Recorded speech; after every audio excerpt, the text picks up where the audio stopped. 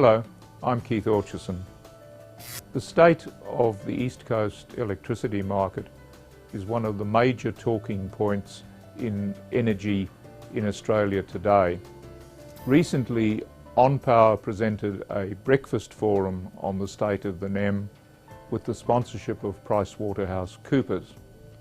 The speakers at this forum were Martin Ferguson, the former Federal Energy Minister, Origin Energy's Frank Calabria, ESAA's Matthew Warren, and Mark Coughlin of PwC, our host. This OnPower film provides excerpts from that forum.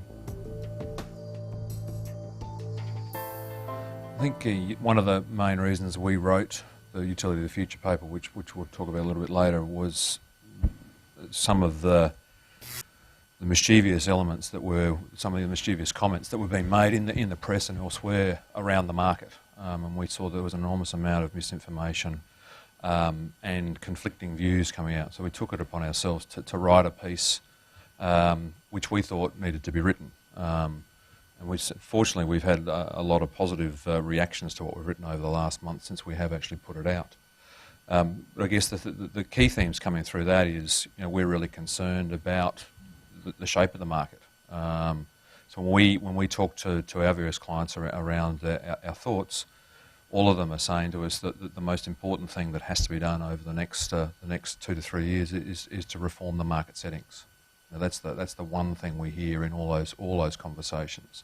We're very concerned about, well, we're certainly particularly concerned about the disruptions in technology and how, pick up on Martin's comments, the subsidies and the fact that a lot of these technologies are becoming commercially viable on their own merits.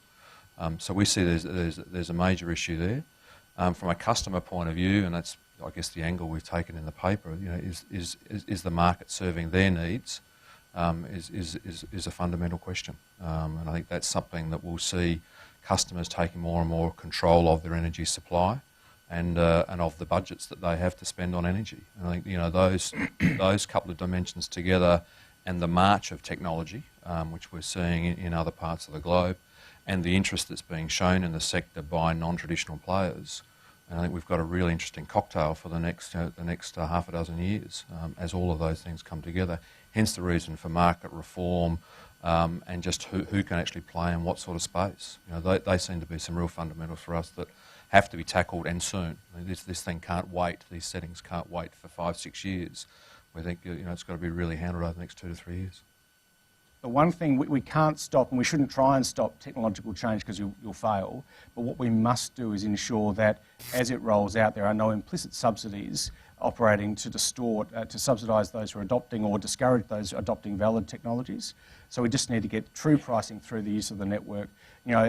Consumers see power stations, as much as they see anything, as a large battery that they're going to utilise infrequently, and if they're going to do it that way, that's fine. They need to pay the true cost of using the battery. The second is the markets. It's fascinating sitting at the ESAA with the West Australians looking to move to an energy-only market and some in the East looking to move to a capacity market. So it's clear that there's a frustration about market design. We need to see how the market works given these changing conditions. Does it deliver the same efficient outcomes in a declining market as it has in a growth market?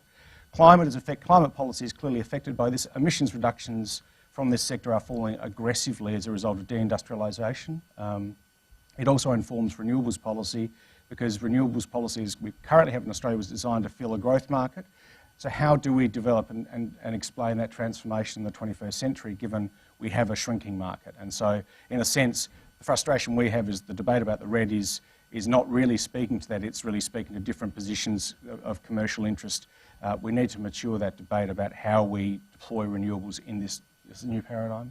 And finally, forecast. I think one of the things that's crucial for us is we've got to stop treating this, to quote, I was talking to Frank about this the other day, we've got to stop seeing this as some dark jungle that we're just terrified by. We need to understand what's going on and keep updating and informing what could affect this market and these industries, because frankly, if we don't, we're going to keep getting shocked and surprised and keep resetting policy accordingly.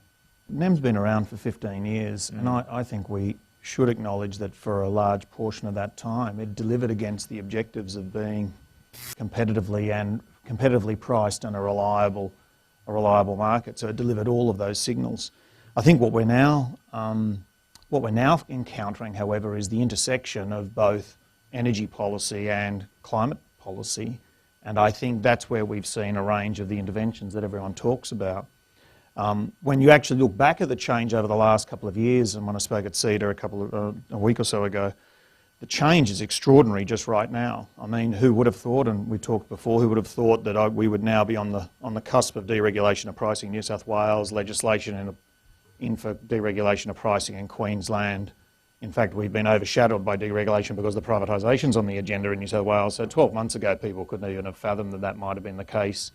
And I think governments have really moved on with that, moved on with those policies. The removal of the energy efficiency schemes in Victoria around the federal efficiency opportunities, the AER new determination period. I mean, just think about the amount of change. So I think we sometimes get a little bit down on policymakers. It's incredibly difficult. And if you think about that, they're doing that with an election coming up in November in Victoria, March in New South Wales, next year first half with Queensland. So I actually think that they're actually moving pretty rapidly. I do agree that there's a unique opportunity for Macfarlane with his ministers in the states to continue and to push that agenda, and we would really encourage that.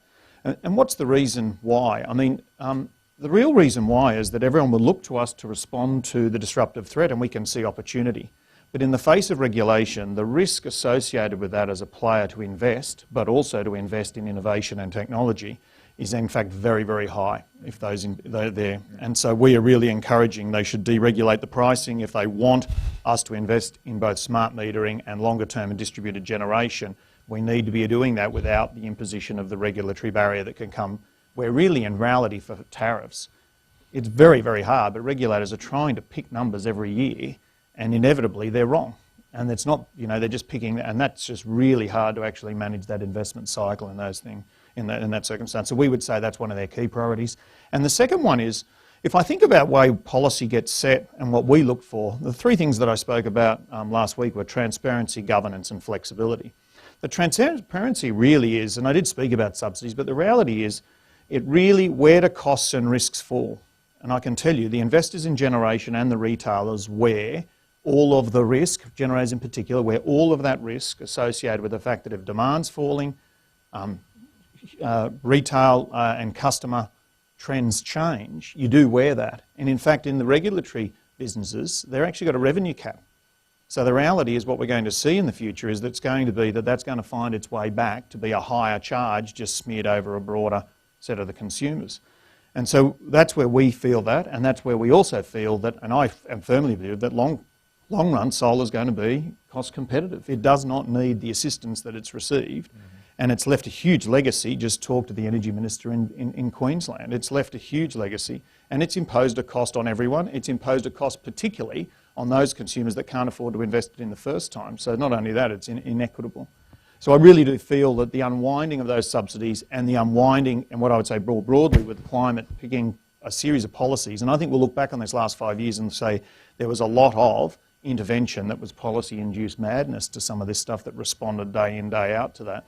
And I really do feel we're actually coming out of that. And that is an enormous precondition for us to create the energy industry of the future. We have been listening to excerpts from the On Power Breakfast Forum on the state of the national electricity market, featuring Martin Ferguson, Frank Calabria, Matthew Warren, and Mark Coughlin of PricewaterhouseCoopers, who was our host.